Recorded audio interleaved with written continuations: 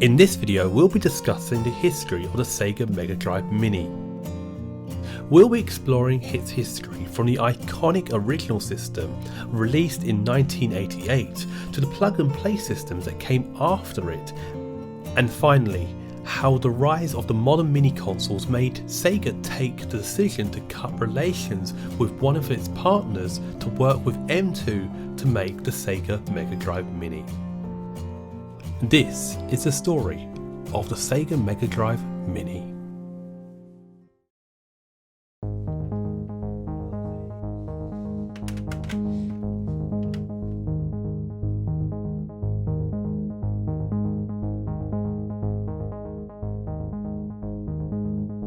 The Sega Mega Drive, or Sega Genesis in North America, was released in 1988 in Japan and 1989 in North America.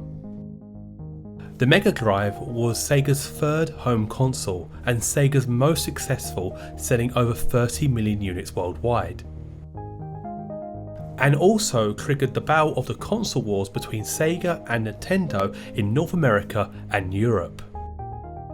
During its life, two models were produced and released by Sega before the company discontinued first-party support in 1997. Sega's next generation systems such as the Sega Saturn and Sega Dreamcast were not as successful. Poor management decisions and friction between Sega's studios, confusing releases such as the 32X add-on, competition from Sony's PlayStation consoles, disappointing sales performances from both the Sega Saturn and the Sega Dreamcast, and finally financial difficulties led to Sega's withdrawal from the hardware business in 2001. Sega would become a third-party software developer going forward, and any hardware manufacturing was done by its subsidiary toy manufacturing company, Sega Toys. More on them in a bit. Plug-and-play devices started appearing in the early 90s. These often included a number of games and ran on unlicensed Atari 2600 or Famicom hardware. In the year 2000, a company called Toymax International would collaborate with Activision to release the Activision TV Games video game system. This officially licensed plug-and-play device included 9 Activision Atari 2600 games. Shortly after the release in 2001, Toymax in 2002 would be purchased by Jakks Pacific in a $54 million cash and stock deal. Under the Jakks Pacific brand, they would continue releasing plug-and-play TV devices such as the Jakks Pacific Atari plug-and-play TV game device. These plug-and-play devices proved to be very successful in the market, and in June of 2004, a big reveal was made by Sega Toys at the Tokyo Toy Show 2004.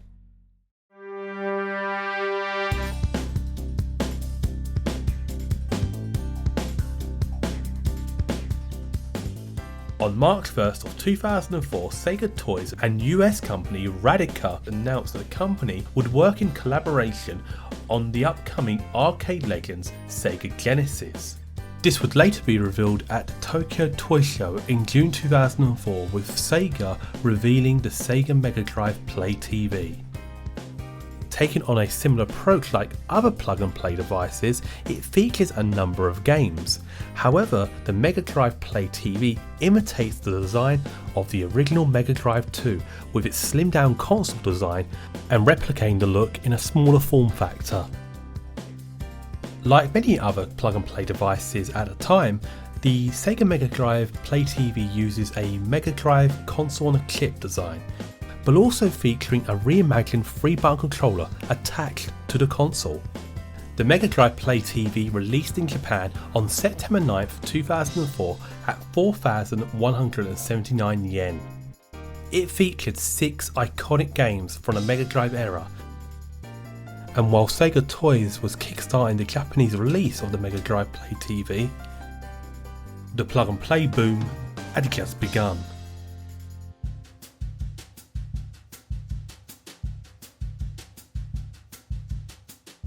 Throughout 2004, plug-and-play devices continued to be announced and released worldwide. And in September of 2004, Atari announced their own plug-and-play console called the Atari Flashback, which was released in November of the same year.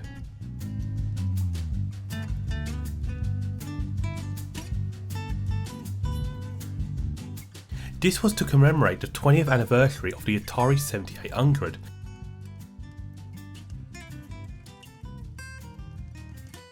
The Atari Flashback was very successful both in pre-orders and sales, selling over 500,000 units. With this, now two previous major console producers, Atari and Sega, were now back creating mini plug-and-play devices, celebrating their iconic systems and games. And in February of 2005, Sega Toys announced their second and third installments of the Sega Mega Drive Play TV, with the second installment featuring 6 additional games, while the third installment, named the Street Fighter II Edition, featured just 2 titles. Sega Toys and Radica would produce 4 more plug-and-play devices, but released outside of Japan, while the Sensible Soccer Plus plug-and-play was only available in the UK. Sega Toys and Radica's partnership would end after this. Sega would then turn to Chinese company AtGames and would agree to a 10-year partnership deal.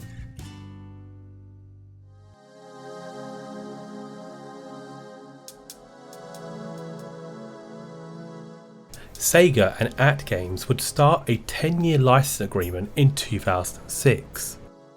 These first systems by AtGames would take on a similar form to other controller style and arcade stick plug-and-play devices. These devices would use Master System or Mega Drive console on a chip designs. However, these chips would be later dropped in favour of emulation. AtGames would release a wide range of different Sega devices throughout its 10-year agreement. Some devices would feature games from the Master System and Game Gear library, while other devices would feature Mega Drive titles. Variations of these devices continue to be sold with different packaging and games featured on them. And in 2015, the UK retailer Argos saw a surge of over 400% in the run-up leading up to Christmas for the AtGames Sega Mega Drive Classic game console. However, in 2016, the retro plug-and-play market was about to be surprised with the introduction of a new mini console that would set the new standards for all plug-and-play devices going forward.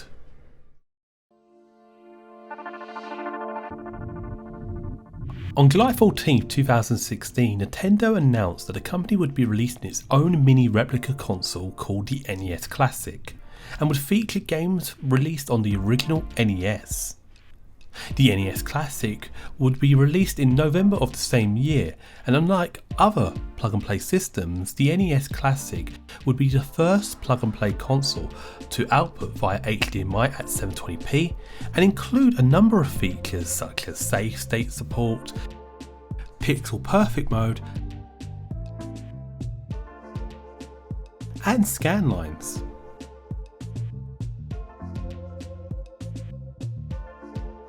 The NES Classic was well received by critics and incredibly popular, to the point where it was sold out everywhere.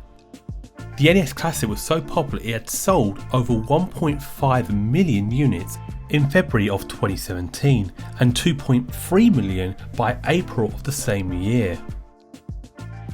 AtGames would release another variation of the Sega Classic game console in 2016, but this time in commemoration of Sonic's 25th anniversary.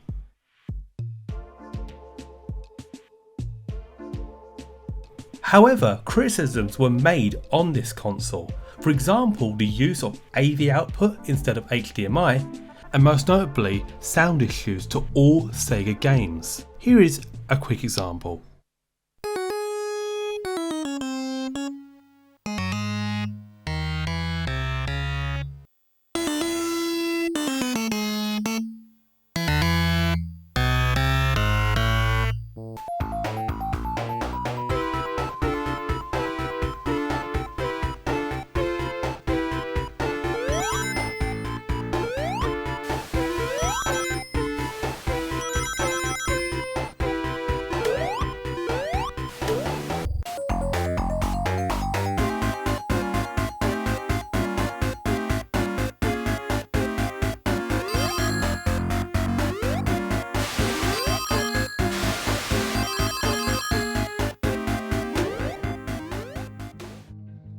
And finally, the controller, which requires the player to keep the controller in the line of sight. When not in the line of sight can result in the controller being not responsive.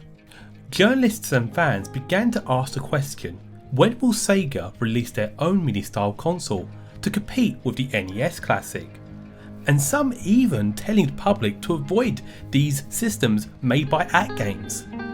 With AtGames receiving criticisms with the classic game console, the next project, the Sega Genesis Flashback, which was to compete with Nintendo's SNES Classic, also received criticisms across online and with Sega fans.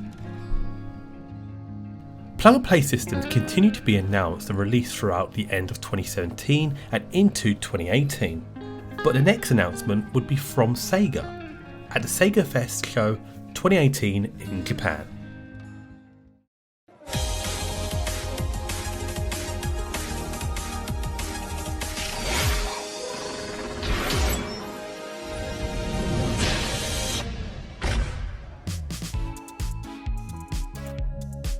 Sega, at the Sega Fest show in April 2018, announced the Sega Mega Drive Mini.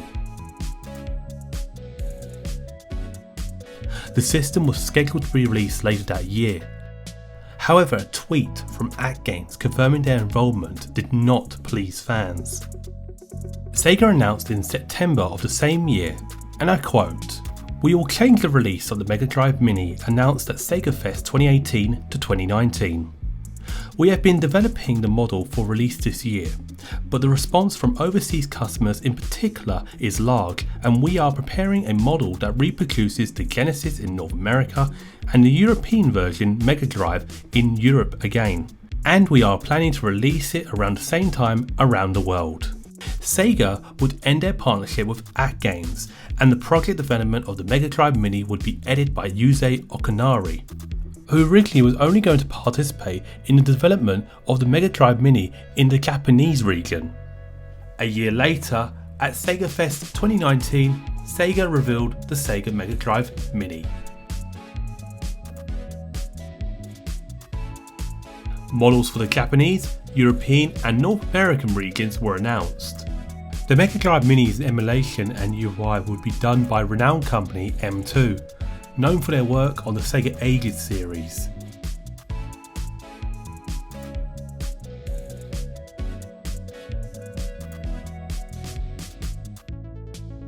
And legendary music composer Yuzo Koshiro, known for his music on the Streets of Rage series, would also create the main music for the Mini. Sega would reveal some titles for the Mini when the announcement was made, with more titles revealed closer to its launch. 40 titles were initially announced, however, Sega included 2 additional unreleased titles, Darius and Tetris.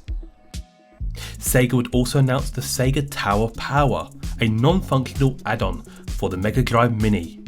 Included inside the box would be a mini version of the Mega CD and the 32X, also a miniature version of the Sonic & Knuckles cartridge adapter and a mini version of the Sonic the Hedgehog cartridge to fit on top of it.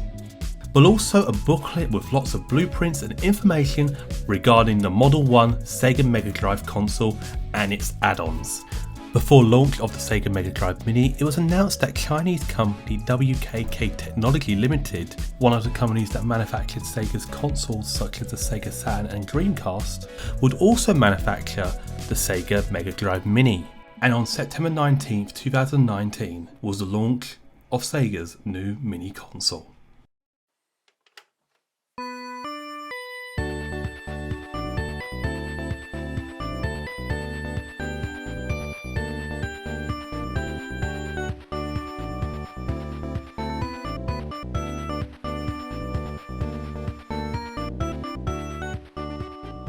The Mega Drive and Genesis Mini officially launched on September 19, 2019 in Japan and North America, and the 4th of October in Europe due to unavoidable logistical challenges. The Mega Drive Mini would feature a main menu with all the games featured on the system. It also included save state support for all the games, a selection of borders, and screen settings between the traditional 4:3 aspect ratio for games or display them in widescreen. You can also apply scan lines too. And switching languages gives you the main menu that is released for that region, and any games which are rebranded or have variations but only released for that region are included too.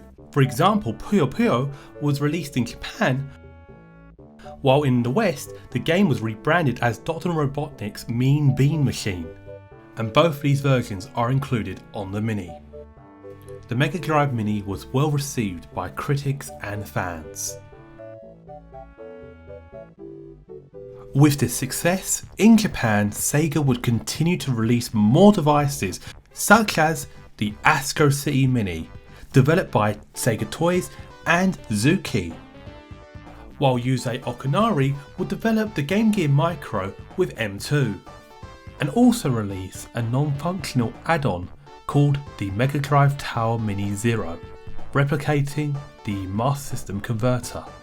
But this would only be compatible with the Japanese Mega Drive Mini. And finally, Sega would announce the Astro City Mini V and a successor to the Mega Drive Mini called the Mega Drive Mini 2, to be released in 2022. And that is the story of the Mega Drive Mini. Thank you so much for watching, and I hope you've enjoyed it.